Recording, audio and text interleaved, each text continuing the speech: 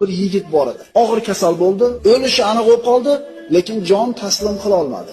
Tiliga la ilaha illalloh kalimasi kelmadi. Bu haqida payg'ambarimizga xabar berilganida, ota-onasi bormi uni deb so'radi.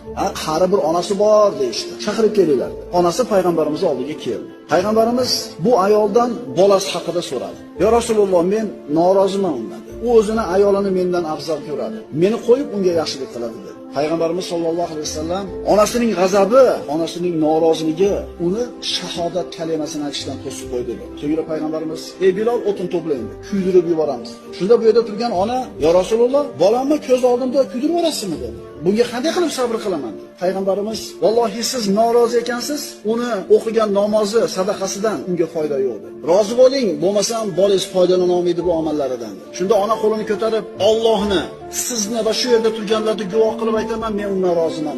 Bilol Alqamani eshigining oldiga borganda, ichkaridagi Alqama la ilaha illalloh degan kalimani aytdi. Bilol eshitdi, vafot etdi.